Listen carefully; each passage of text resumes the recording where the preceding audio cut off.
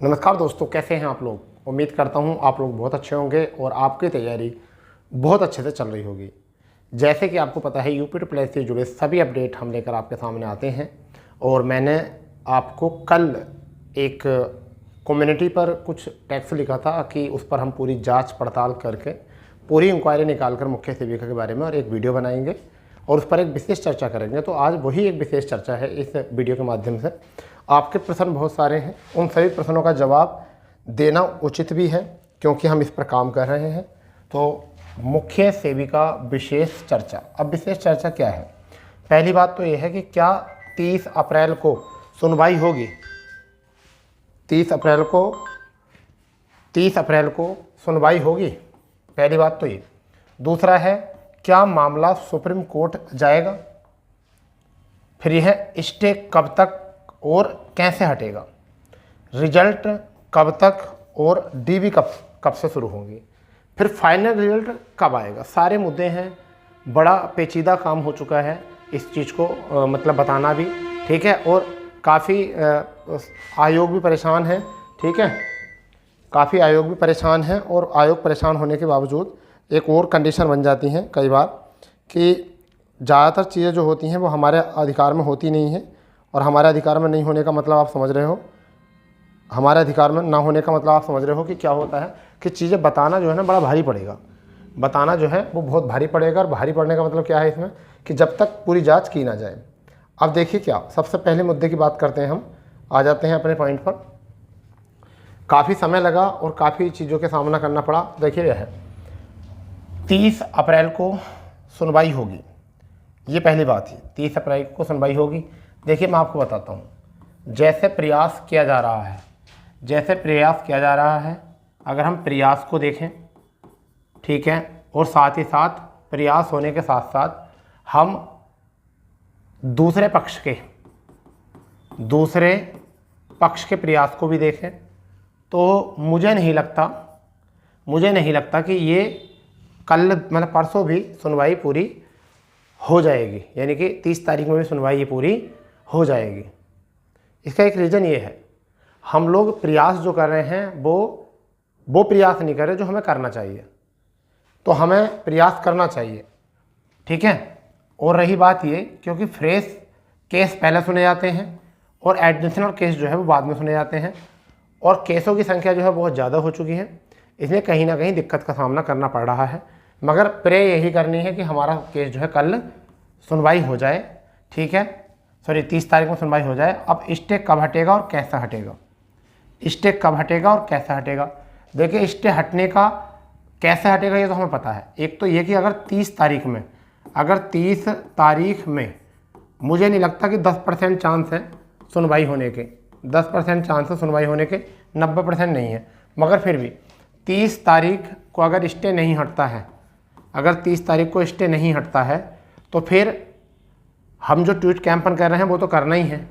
हमें क्या करना है, हम जो 28 तारीख में ट्वीट करेंगे, अभी 30 तारीख की सुनवाई के ऊपर नहीं रहेंगे हम कि 30 तारीख की सुनवाई कैसी रहेगी, मगर हमें फिर भी 28 तारीख में ट्वीट करना ही है। 28 तारीख में हमें ट्वीट करना है और सभी को ट्वीट करना है 11 बजे से 3 बजे के बीच, ठीक है। और ट्वीट करने से क्या पता है कि आपका दबाव आ जाए, आपका दबाव बढ़ जाए, आपका दबाव अच्छा हो जाए, समझ गए नहीं। क्या पता आपके दबाव से 30 तारीख में जो 10% की उम्मीद लग रही है वो 90% हो जाए, ठीक है। क्योंकि मेहनत करने से ही कुछ होता है, क्योंकि जब दबाव बनेगा, लगेगा कि हाँ बच्चे परेशान हैं, तो ये काम कर सकते हैं। तो ट्वीट जो करना है वो 11 से करना है, यानी कल 11 बजे से और 3 बजे तक का ट्वीट का समय रहेगा।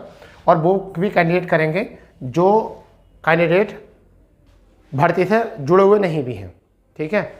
आगे बात आती है कि स्टे कैसा। और एक और बात, अगर 30 तारीख में हमारी सुनवाई नहीं होती है, ठीक है, तो हमारा जो तीसरा जो पक्ष है अब उसका बनना जो है वो ज़रूरी है बहुत। तीसरा पक्ष जो है बनना बहुत ज़रूरी है, क्योंकि बिना तीसरे पक्ष के मुझे नहीं लगता कि वैकेंसी में कुछ जान पड़ेगी, ठीक है। आप भी कमेंट्स देखते हो, विपक्षी पार्टी भी और पक्षी पार्टी भी किस किस प्रकार के कमेंट्स करती है। मगर मैं कमेंट्स पढ़ता सबके हूँ, मगर जवाब नहीं देता। क्यों नहीं देता? क्योंकि वो मेरी प्रवृत्ति नहीं है जवाब देने की, ठीक है। रही बात ये, रिजल्ट कब तक आएगा। अगर देखिए 30 तारीख में सुनवाई होने के बाद अगर आयोग रिजल्ट जारी कर भी देता है ठीक है, और डीबी शुरू करने का काम जून में कर भी देता है। जैसा सुनने में आ रहा है आयोग की तरफ से कि जून में डीबी कराने का शेड्यूल शुरू हो सकता है। ये तो मई के लास्ट तक या फिर जून के फर्स्ट वीक तक रिजल्ट आने की कोशिश होगी, और जून से पहले पहले इस भर्ती का स्टे हटाने की कोशिश करेगी सरकार, और स्टे हटाने के साथ साथ रिजल्ट जारी करने का भी काम करेगी। ठीक है, ये वाली बात।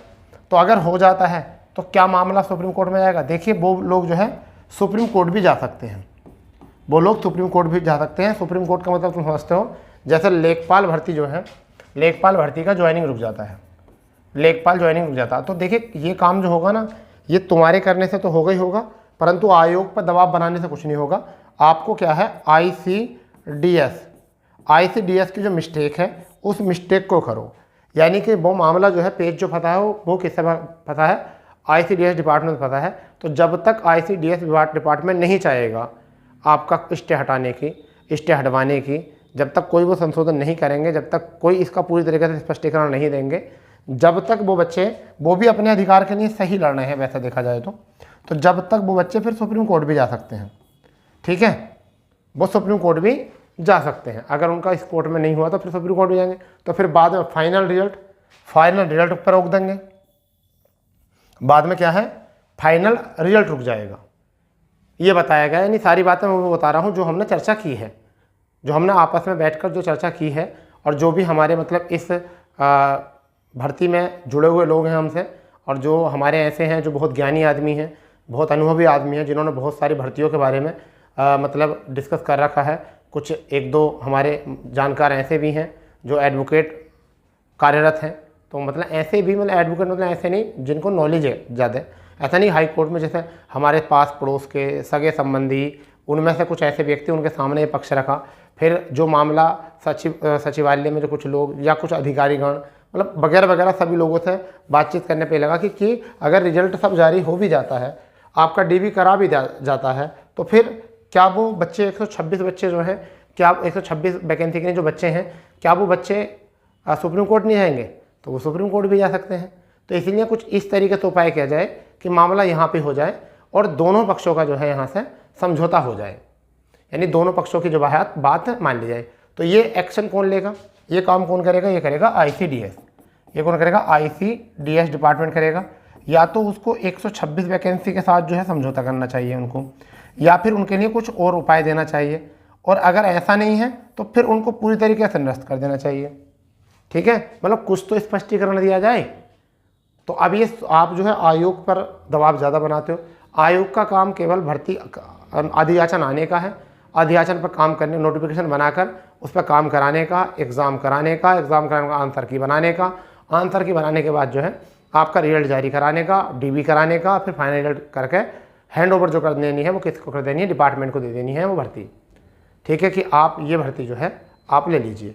तो कुछ ये वाली बात जो है आपकी चल रही है। अब आप ये देखिए कि आपको ट्वीट करना चाहिए या नहीं चाहिए इन बातों से, कि आपको ट्वीट करना चाहिए या नहीं चाहिए, और किसे किसे करना चाहिए। मुझे तो ऐसा लगता है कि आपको आईसीडीएस को भी करना चाहिए, लेटर लिखना चाहिए, और जब लेखपाल वाले कैंडिडेट जो हैं 4 जगह अपना लेटर लिखाकर, 4 जगह अपना लेटर भेजकर और अपनी भर्ती को अपने पक्ष में ला सकते हैं, तो फिर आप भी कुछ ऐसा करिए, सीखिए उन बच्चों से। वो तो लगभग 8000 बच्चे ही हैं जिनका फाइनल ज्वाइनिंग रुका हुआ है, और अभी तो आप 33 से 35,000 कैंडिडेट हों, तो आपकी संख्या तो ज़्यादा है। तो अब आप खुद ये निर्णय लीजिए, क्या इसमें ट्वीट करना चाहिए, क्या उसमें लेटर भेजने चाहिए, कहाँ कहाँ भेजने चाहिए, आईसीडीएस पर दबाव बनना चाहिए, आईसीडीएस से बात करनी चाहिए या नहीं करनी चाहिए। फिलहाल में मैं तो ये कहूँगा कि आप लोगों को जो है इसमें बढ़ चढ़ कर पार्टिसिपेट करना चाहिए, और पूरी शांतिपूर्वक जो है। देखिए, डिपार्टमेंट बढ़िया है, आईसीडीएस भी डिपार्टमेंट अच्छा है, आयोग तो बहुत बढ़िया काम कर रहा है अपना, कोर्ट भी अपना काम ठीक करेगा। जब मामले इतने लंबित हैं तो कोर्ट भी अपना काम ठीक ठाक करेगा। बट बात यह है कि इसका पूरी तरीके से जो है स्पष्टीकरण होना बहुत बाकी है, ज़रूरी है। वरना तो ये भर्ती जो हम सुन रहे हैं कि डीबी जो है वो जून से मतलब 15 जून के बाद से स्टार्ट होनी है, तो ये जो बात सुन रहे हैं कहीं ऐसा ना हो कि बात ये सुनी सुनी रह जाए और डीबी ना हो पाए। तो आयोग तो कोशिश करेगा, आयोग ने तो प्लान ये कर रखा है, आयोग चाहता है कि ये भर्ती जो है 30 तारीख को ही क्लियर हो और हम 15 से 20 दिन बाद में ही इनका रिजल्ट जारी करें और रिजल्ट जारी कराने के बाद में जो है आपका डायरेक्ट जो है बंद दरोगा के बाद जो है डीबी जो है मुख्य सेविका का लगा दें, बंद दरोगा के बाद जो है डीबी मुख्य सेविका का लगा दें। परंतु इसके बीच में जो कंडीशन है वो कंडीशन किसकी है? स्टे की। ठीक है, जब तक कोर्ट की तरफ से ICDS डिपार्टमेंट की तरफ से पूरे ऑर्डर नहीं आएंगे, ठीक है, जब तक आयोग इसमें कोई भी हस्तक्षेप नहीं कर सकता आपके रिजल्ट जारी करने में भी और आपका डीबी कराने के लिए। बट यह है कि तैयारी पहले करनी पड़ती, प्लान बने हुए हैं इस तरीके से। तो फिलहाल में आपको 28 तारीख में जो है बढ़ चढ़ कर ट्वीट करना है और साथ ही साथ जो है आप लोगों को जो है थर्ड पार्टी के रूप में भी जो है कुछ एक बार सोचना पड़ेगा, क्योंकि ये अगर पार्टी होती है थर्ड तो मुझे ऐसा लगता है कि भर्ती को एक नया अभिभावक मिल जाएगा, एक नया अभिभावक मिल जाएगा जिससे कि भर्ती में थोड़ी जान पड़ जाएगी और उस भर्ती को जो है आसानी से देखा समझा जा सकता है उसमें क्या चल रहा है। फिर आप खुद एक अपने पक्षकार हो जाओगे, सरकारी वकील के साथ साथ आयोग के साथ साथ जो है विभाग के साथ साथ आप खुद उसके एक जो है पक्षकार हो जाओगे, आपका भी एक पक्ष होगा, आप उसके बारे में जानकारी निकाल सकते हो। तो ये कुछ जानकारी जिस पर बात की गई है। फिलहाल प्लान यही चल रहा है कि आपका जून में डीबी करा जाए, खुशी की बात ये है। ठीक है, प्लान यही चल रहा है। चलिए और देखते हैं 30 तारीख या कल आज कल में क्या जानकारी और मिलती है। हम आपके साथ जुड़े रहेंगे, आप भी जुड़े रहें, चैनल को सब्सक्राइब कर दें, बेल आइकन ऑन कर देंगे तो आप शायद हमसे कनेक्ट रहेंगे। ठीक है, चलिए तो मिलते हैं नई जानकारी के साथ, जब तक के लिए जय हिंद जय भारत, वंदे मातरम।